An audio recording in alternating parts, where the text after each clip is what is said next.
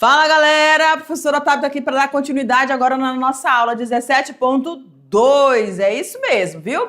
Então vamos ficar ligadinho porque aqui é um rapidão para a gente rever os principais pontos dessa aula, tá?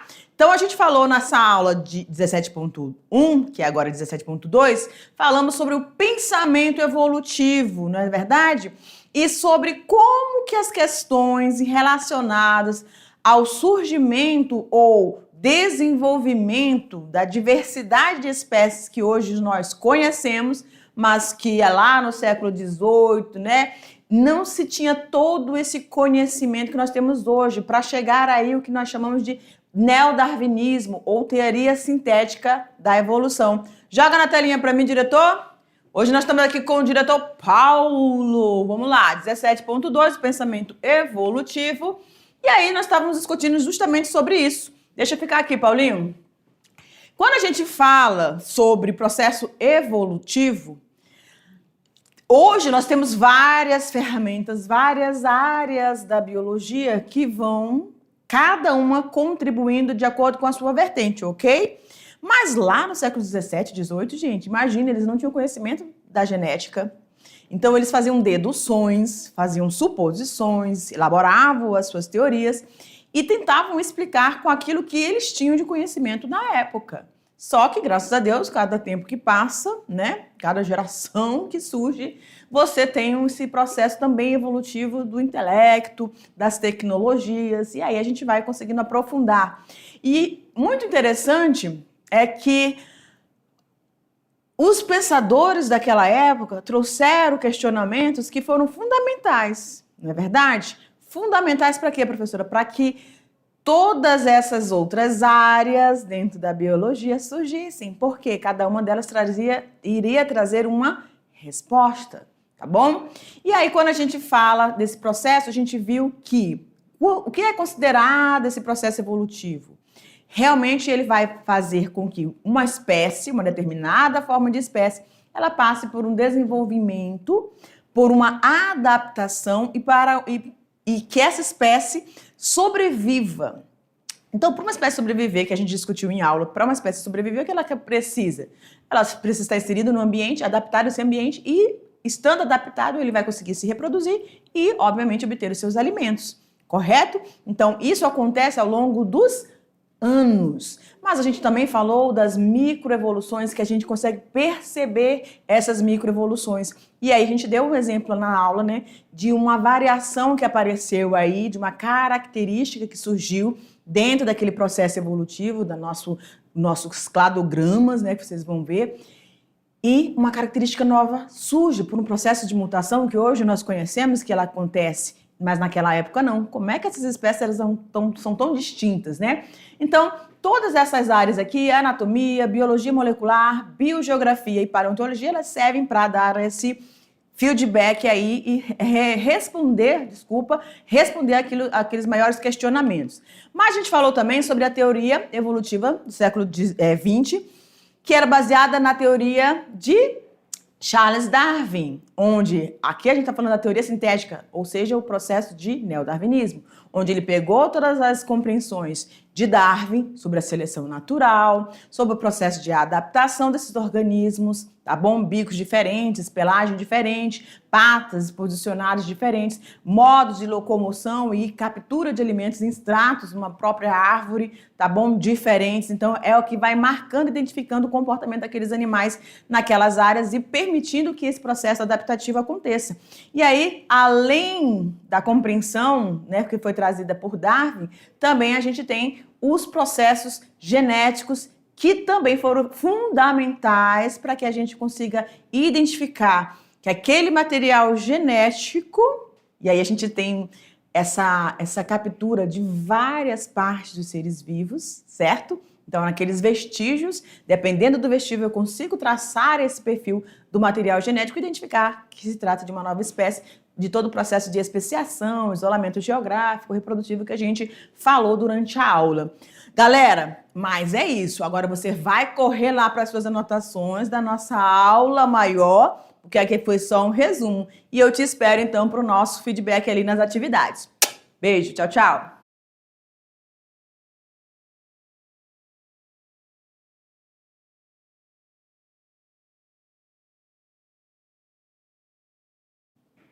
É isso aí, agora que você ficou aí com um tempinho para resolver algumas questões, a gente foi boazinho, né, e colocou aí somente 5 questões.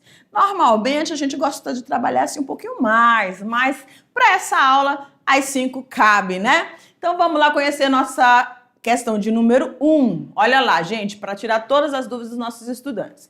Diz o seguinte, a questão 1. As evidências da evolução dos seres vivos, elas podem ser encontradas em diferentes áreas da biologia. Então, deixa eu pegar meu pincel aqui. Presta atenção. As evidências da evolução nos seres vivos, elas podem ser encontradas em diferentes áreas da biologia, ou seja, os pontos de partida.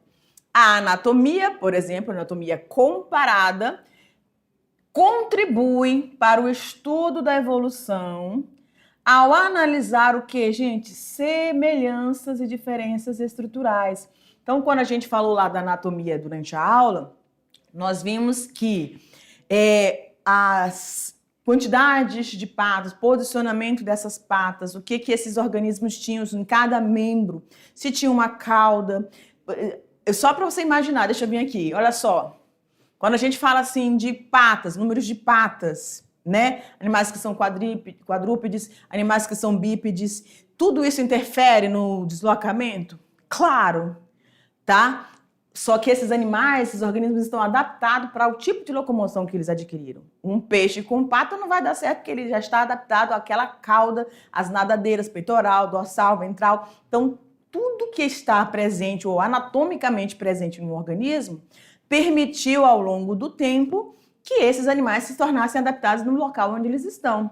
Então, quando a gente fala, por exemplo, no macaco-aranha, né? Nosso macaco-aranha, ele tem as patas, né? As patinhas superior e inferior, só que a cauda dele também funciona como um quinto membro, porque ele se dependura, ele consegue fazer os movimentos todo, tá? Também utilizando o apoio ali da cauda. Então, quando a gente fala da anatomia, a gente vai vendo cada uma dessas estruturas e tentando compreender e fazendo nessas comparações, nessas análises, você consegue identificar se realmente aquilo ali se trata de uma espécie, tá? De indivíduos da mesma espécie, ou se houve já o início do processo de especiação e a gente já está ali se deparando com uma nova espécie, uma característica nova surgindo, tá bom?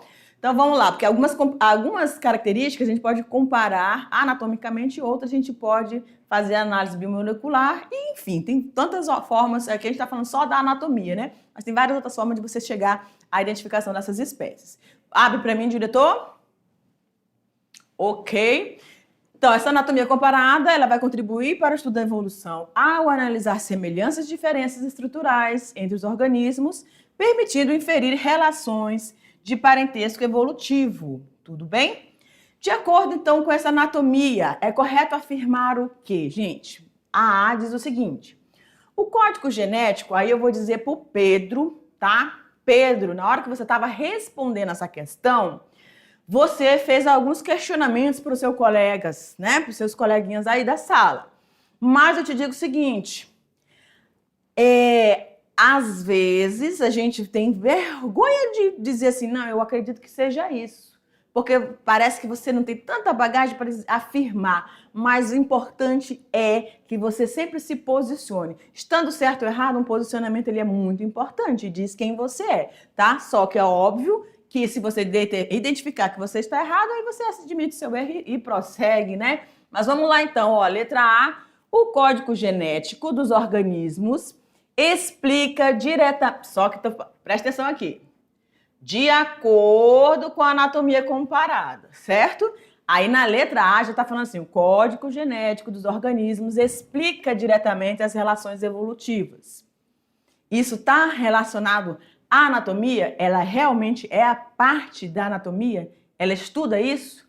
B, espécies diferentes podem compartilhar características físicas semelhantes devido à ancestralidade comum. Lembram que a gente falou dentro de um cladograma, aquela ramificação.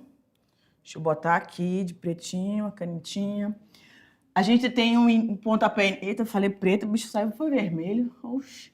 Aí a gente tem as ramificações, né? E essas ramificações, elas vão dando aí explicações nos chamados nós, né? Evolutivo, que surge uma nova característica, fazendo com que haja, então, espécies diferentes. Mas elas vão partir daqui, ó.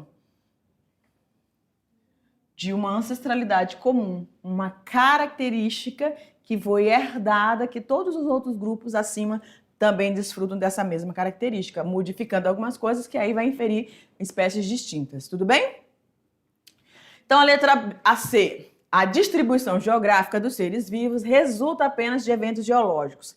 Isso tudo bem, está relacionado, isso aqui também está relacionado ao processo evolutivo, mas a gente está falando de quê? Anatomia comparada, então tá um pouco fora, né? Tá um pouco fora, não, tá totalmente fora. D, os fósseis são a principal evidência anatômica da evolução. Ok, a gente viu que quem trabalha na biologia com os fósseis é o processo de paleontologia, então saiu daqui também. A evolução, a letra E, a evolução pode ser observada apenas em organismos de ciclo de vida curto. Como assim, né? Se a gente falou aqui que existem as microevoluções, a gente consegue fazer essas microevoluções, identificar vestígios dessas microevoluções, mas isso acontece ao longo do tempo, um tempo prolongado, né? Então, a gente tem aqui a nossa alternativa correta, a letra B de bola. Tudo bem? E aí, Pedro, acertou? Acertou, errou? Vamos lá. Questão de número 2. A teoria sintética da evolução, também conhecida como neodarwinismo, resultou da reformulação das ideias de Darwin, ou darwinistas, a partir da incorporação de novos conhecimentos científicos. Então, sempre quando um estudo, uma análise ela é feita, você vai se aprofundando e isso vai dando. Ou você chega num posicionamento de, não, essa teoria realmente já não consegue ser respondida, eu vou descartar. Tá bom? Mas pode ser que ela seja um complemento para fundamentar ainda mais aquela sua visão, aquela sua percepção, né, de um fato. Como a mutação e a recombinação gênica, tá? Então, desenvolvidas com base nos estudos de diversos pesquisadores, essa teoria mantém como base fundamental os princípios propostos por Charles Darwin. Segundo Darwin, o principal mecanismo responsável pelo processo evolutivo é a adaptação. Qual o principal componente responsável pelo processo evolutivo, segundo Charles Darwin? Adaptação, recombinação gênica, mutação, seleção natural ou seleção artificial. Vamos aqui. Quando a gente fala de processo evolutivo, a gente hoje entende que se passou... Deixa eu botar a caneta, agora eu vou para a vermelha mesmo, deixa eu ver. Ok.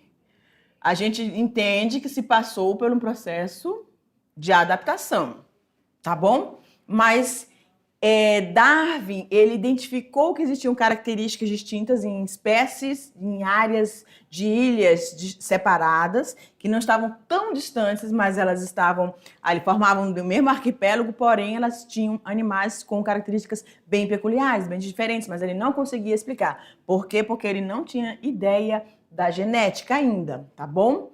E ele também não usava essa palavra aí, adaptação em si, para explicar esse processo, tá? E aí a gente tem a mutação, que também faz parte aqui da genética, que ele não tinha esse conhecimento na época. Aí a gente tem a seleção artificial, que aqui a gente colocou mesmo para pegar aí alguém na distração, mas a gente tem a letra D, né? Então, a nossa resposta está falando aqui, gabarito letra D. E o que é essa seleção natural? Quando a gente fala de seleção natural, deixa eu vir para cá, a gente lembra do exemplo lá, que sempre quando a gente vai falar desse processo de seleção, a gente mostra, né? as mariposas de cores claras pousando numa árvore no meio da floresta que tem não tem poluição.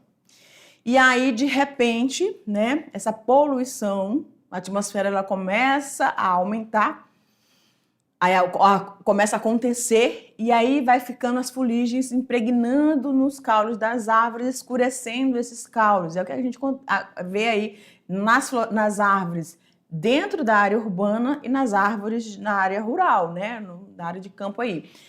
Isso é bem nítido. E aí, evolutivamente, o que é que vai acontecendo? Aquelas espécies de coloração mais clara, quando estavam pousadas nas árvores de caule mais claro, se adaptavam super bem, não eram visíveis. Mas quando começou essa poluição, elas começaram a ficar mais claras do que a superfície em que elas estavam, que era o tronco das árvores. Quando as aves vinham, o que acontecia? Predavam aquelas de coloração mais perceptível, as mais claras, e as que estavam mais escurinhas, evolutivamente elas foram começando a receber esse padrão, escurecendo, e aí acabou acontecendo delas permanecerem, sobreviverem. E aí o que acontece? Entre o que Charles Darwin falava de seleção natural.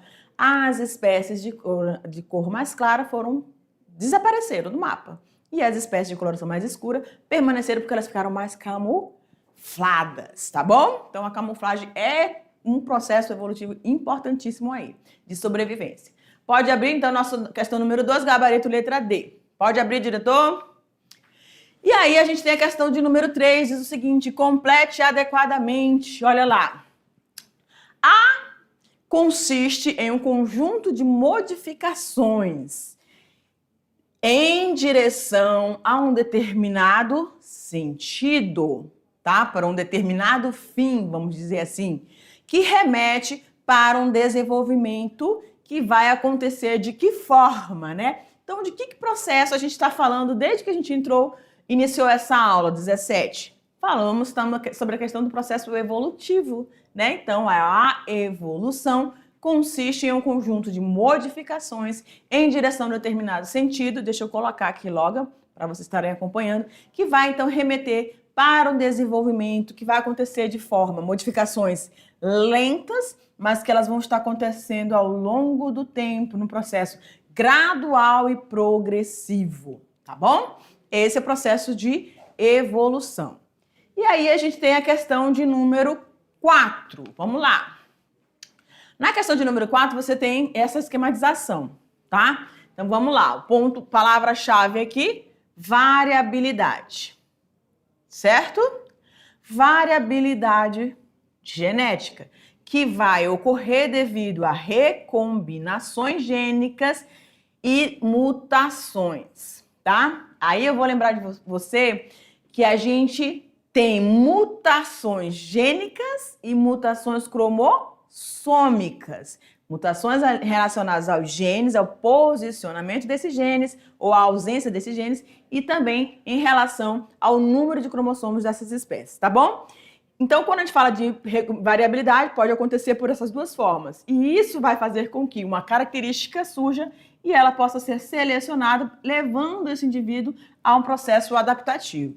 Aí a esquematização acima refere-se à teoria neodarwinista, que acrescenta os conceitos de mutação e recombinação gênica para explicar a ocorrência dessa variabilidade.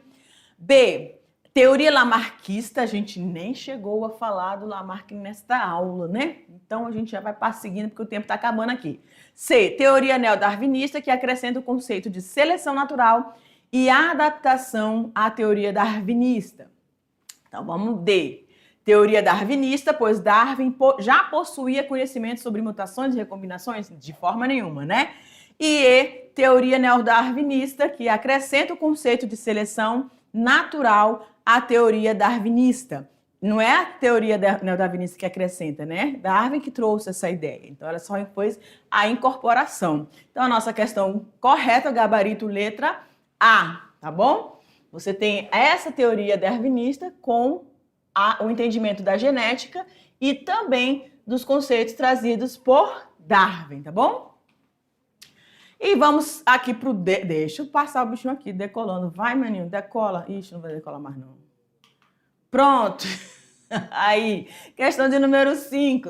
Texto I. Texto 1. Muitas pessoas acreditam que a evolução biológica é uma escada de progresso em que os organismos estão constantemente se tornando melhores ou mais complexos. No entanto, cientificamente, a evolução é entendida como o processo de mudanças nas características herdadas de uma população ao longo das gerações. E no texto 2, a evolução consiste em um conjunto de modificações populacionais em direção a um determinado sentido que remete para um desenvolvimento adaptativo e contínuo, tá? Adaptar, então, do conceito biológico de descendência com modificações.